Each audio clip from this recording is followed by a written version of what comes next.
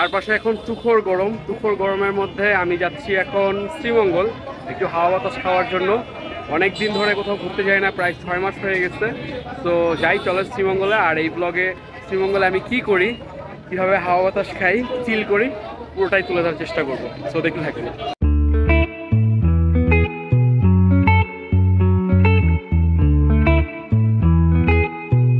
সড়ক পথে বিমানের ছোঁয়া পেতে তাই আমরা আজকে বেছে নিয়েছি এনা পরিবহনকে।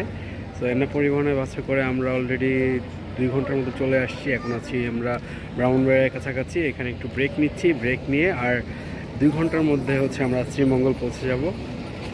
তো আপাতত জার্নিটা খুবই ভালো যাচ্ছে, বাইরে প্রচুর বাতাস, তেমন একটা গরম লাগছে না।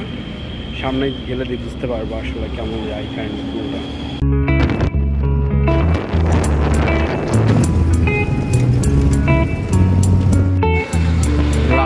সড়ক পথে বিমানের ছোঁয়া পেতে পেতে আমরা এনআই করে চলে আসলাম শ্রীমঙ্গল।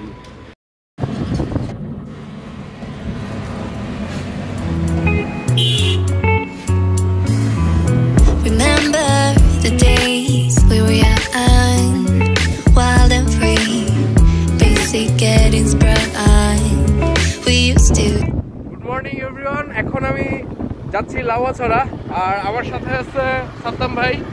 তো আমরা একটা বাইক ম্যানেজ করছি, বাইকে করে এখন লাউয়াছড়ার দিকে যাচ্ছি। তো এখন আছি চা বাগানের মাঝখানে দিয়ে যে রাস্তাটা গেছে, এই রাস্তায় আমরা বাইক চালিয়ে সামনের দিকে যাচ্ছি। আজকে ওয়েদারটা খুবই জোস, অনেক বেশি গরম না, খুবই ঠান্ডা ঠান্ডা একটা ওয়েদার। চারপাশে গাছপালা থাকাতে যে শীতল আবহাওয়াটা আশা করছিলাম সেটাই আমি পেয়েছি এখানে। তো লাউয়াছড়া যেতে যেতে পুরো রাস্তার ভিউটা এখন আপনাদেরকে আমি দেখাবো।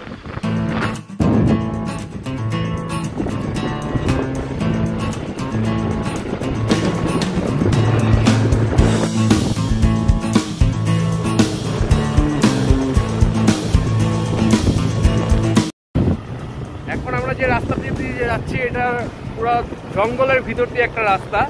তো এই রাস্তা দিয়ে যাওয়ার সময় যে স্মেলটা আমি পাচ্ছি, এটা অন্যরকম, অসাধারণ একটা স্মেল। মানে এটা আসলে ভাষায় প্রকাশ করার মতো না, যে ন্যাচারাল একটা খুবই ভেরি নাইস একটা স্মেল আমি পাচ্ছি, একটা অসাধারণ ফিলিং। কালকে এবং পরশু শ্রীমঙ্গলে বৃষ্টি হয়েছে। বৃষ্টি হওয়ার কারণে যে একটা কাদামাটির যেই গন্ধটা আছে সেটা এখন এই জঙ্গলের ভিতর দিয়ে যাওয়ার সময় আমরা সেটা পাচ্ছি।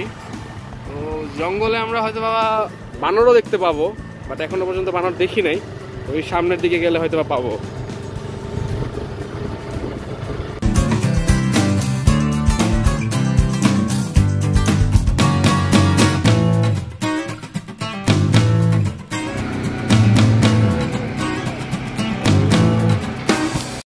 আমরা এখন আছি লাউয়াছড়া ভিতরে। তো ভিতরে ঢুকার পরেই একটা অসাধারণ বাতাস, অনেক ঠান্ডা একটা ওয়েদার, আর খুবই ভালো লাগতেছে। তো আমরা এখান থেকে কোনো গাইড নেই, আমরা নিজেরাই যেদিকে মন চায় জঙ্গলের ভিতরে সেদিকে যাব, ঘুরবো এবং পুরো জঙ্গলটা ঘুরে ঘুরে দেখব। আর ভিতরে একটা আদিবাসীদের একটা গ্রাম আছে, তো সেখানে যাওয়ার চেষ্টা করব নিজেরাই, দেখি পারি কিনা যেতে।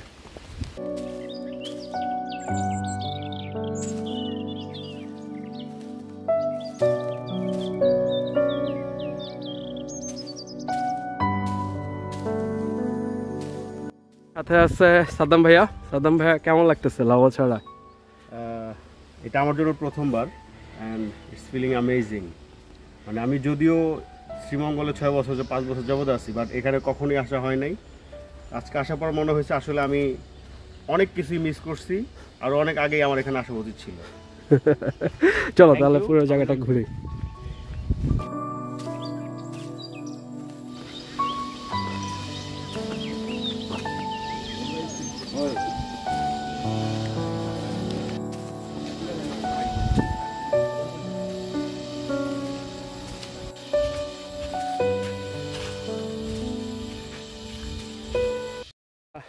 30 মিনিটের যে ট্রেলটি আছে সেই ট্রেলটা ধরে জঙ্গলের ভিতরে হাঁটা শুরু করে দিছি।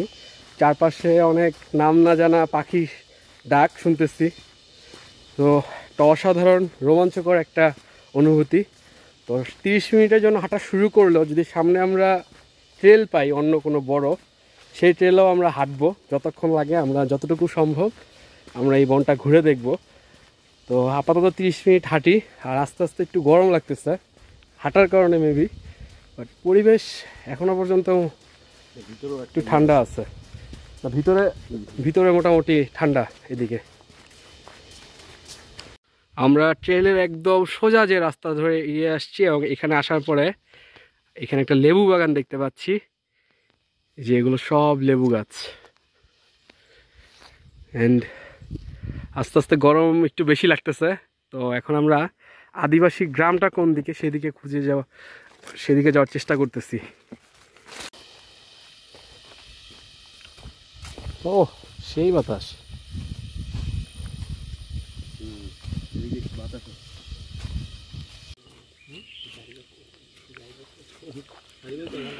সো আমরা এখন আনারস খাচ্ছি। সাদ্দাম ভাইয়া অলরেডি শেষ পর্যায়ে, আমি এখনো খাই নাই আসলে। তো কি অবস্থা? আনারসটা অনেক মিষ্টি, সবচেয়ে বড় কথা না? আমি না খেয়ে এক্সপ্রেশন দেখে বুঝতে পারতেছি বিষয়টা। তো খাওয়ার পরে আর একটু অনেস্ট রিভিউ দিতে পারবো আর কি। এই হচ্ছে রাস্তা আদিবাসীদের গ্রামে ঢোকার। আর এদিকে অনেকগুলো বাগান দেখতে পারতেছি। গরমের অবস্থা একটু খারাপ হয়ে গেছে, কারণ অনেক রোদ উঠছে আর প্রচুর গরম লাগতেছে। সাদ্দাম ভাইয়ের অবস্থা খারাপ বেশি, খুব টায়ার্ড বেচারা, অনেক দিন পর অনেক বেশি হাঁটাহাঁটি করতেছে। তো আমরা এখন একটু গ্রামের ভিতরে ঢুকবো। ভিতরে হয়তো আমি ওইরকমভাবে ভিডিও করব না, বাট দেখে আপনাদেরকে একটা রিভিউ করব যে গ্রামটা আসলে কেমন, দেখতে কতটা সুন্দর, পরিপাটি গোছানো শুনছি, নিজের স্বচক্ষে আর কি একটু দেখি। বাগান থেকে পান তুলে আনা হচ্ছে, আর এই হচ্ছে গ্রাম।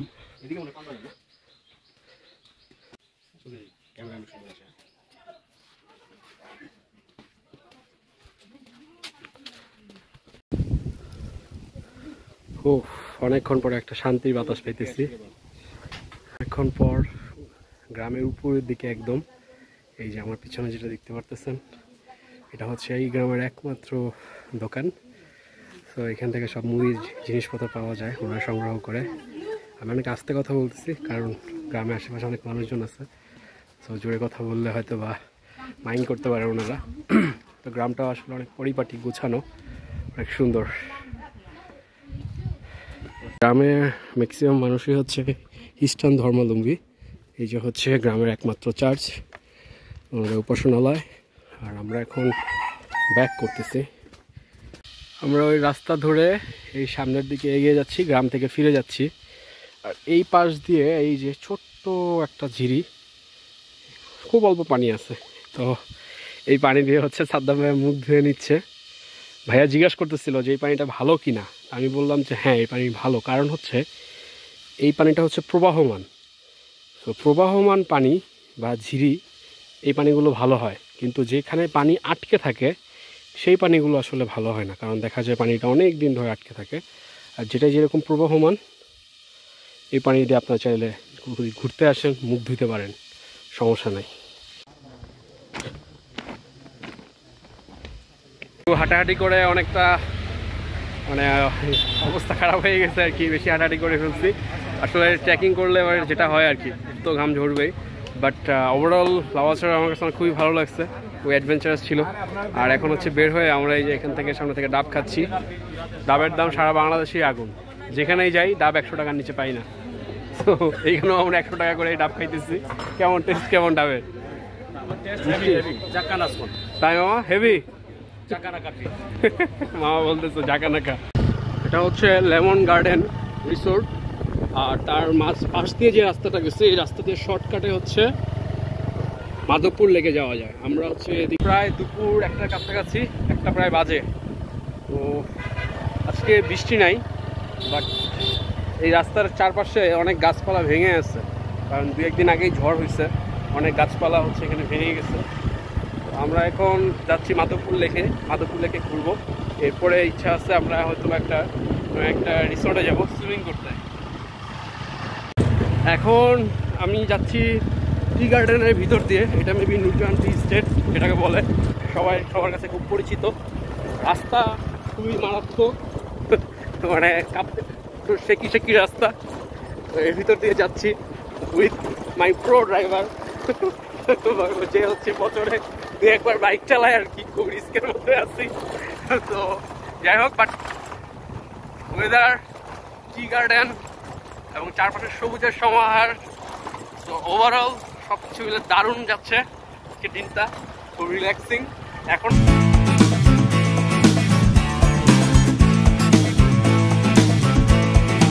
জঘন্য ভয়াবহ রাস্তা পার করে আমরা হচ্ছে এখন এসে পৌঁছে গেছি মাধবপুর লেকে।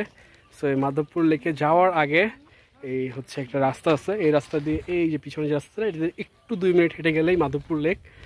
তো আসতে খুবই কষ্ট হয়েছে বাইকে, কারণ হচ্ছে রাস্তা এত বাজে। আমরা শর্টকাট মারতে গিয়ে হচ্ছে একটা কনস্ট্রাকশন রাস্তায় চলে গেছিলাম। তো আন্ডার কনস্ট্রাকশন রাস্তা হওয়াতে মানে খুবই ঝামেলা হয়েছে, বাট অ্যাটলাস্ট আসতে পারছি, হ্যাসেল হলেও। তো মাধবপুর লেকে এখন ঘুরবো আর কি। তো দেখি মাধবপুর লেক দেখতে কত কেমন।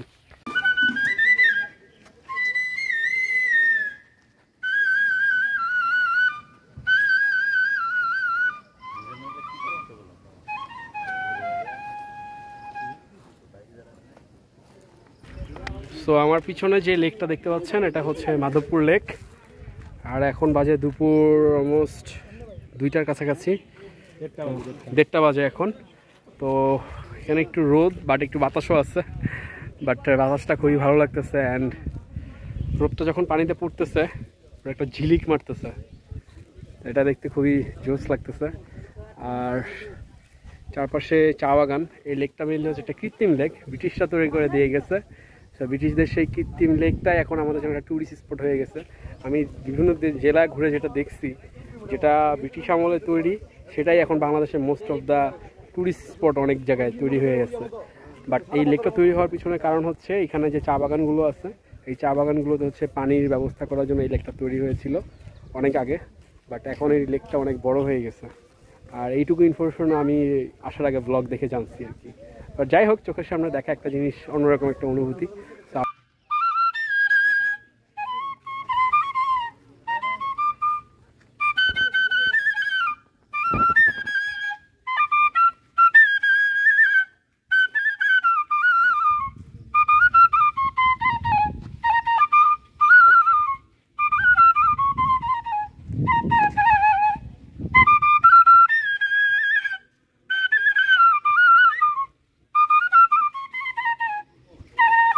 যে রাস্তায় যাচ্ছিলাম হঠাৎ করে একটা হাতি দেখতে পারলাম,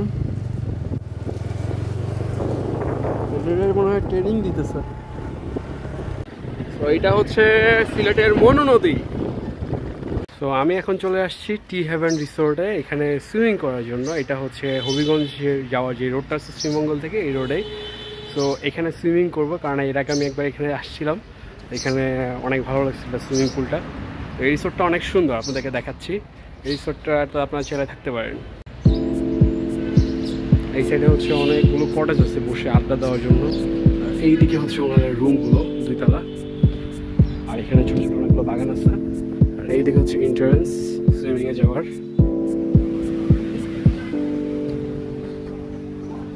এই যে হচ্ছে সুইমিং পুল।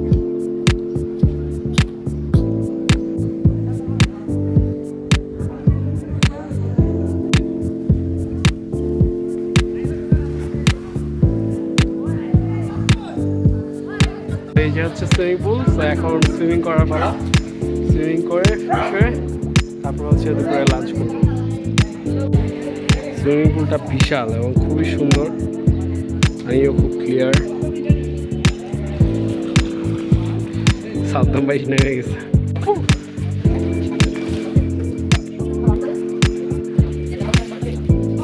5:45-এ ঢাকার উদ্দেশ্যে ছেড়ে যাওয়া পারাবত এক্সপ্রেস ট্রেনটি ধরার জন্য সময় স্বল্পতার কারণে এখানেই শেষ হয় আমার একদিনের শ্রীমঙ্গলের রিল্যাক্স ট্যুর।